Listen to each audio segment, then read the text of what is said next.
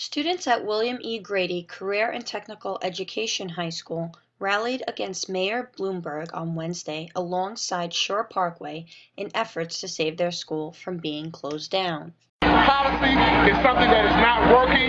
We need to relook at how we engage community and respect those people who are going to be most affected when you close something like a school in a community.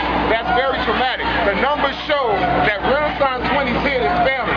They are not getting the funding they need. There's a lot of problems. So we are here today again in Alliance to talk about the fact that we are not going to stand for it and we're not going to take it anymore. If the DOE and the mayor see that closing schools is not helping the problem, shouldn't they try another approach? Yeah. Since the year 2000, DOE has closed 34 high schools serving 65,000 students. Dropout rates at the schools average 25% compared to the city's 16% citywide.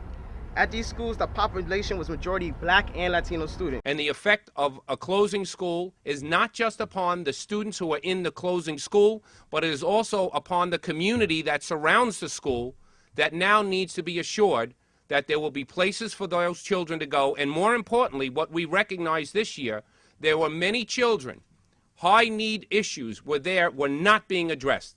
And if you're going to close a school, first and foremost, you should make sure that you were doing right by that school, that you had the services for those who had difficult issues.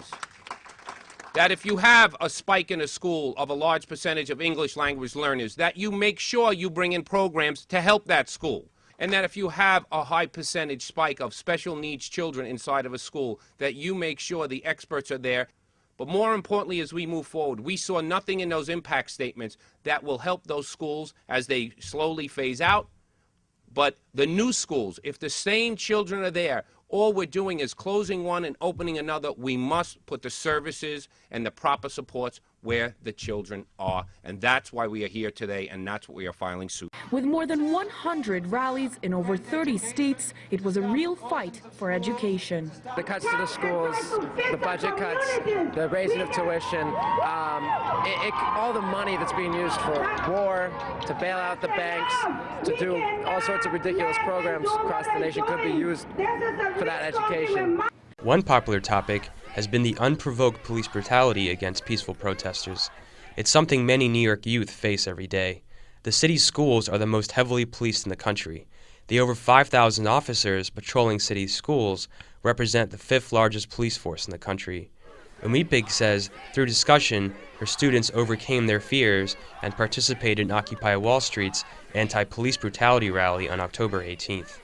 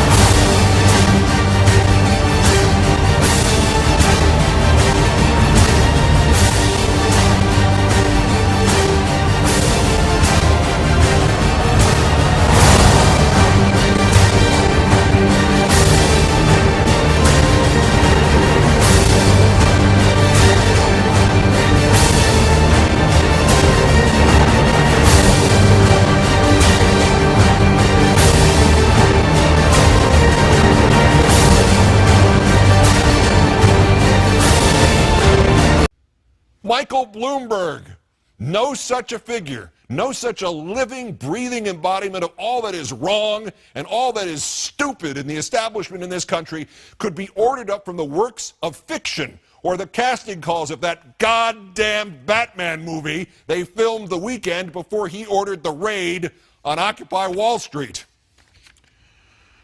Obviously, Mayor Bloomberg, you should resign, and your little bully of a police commissioner, Raymond Kelly, should go with you.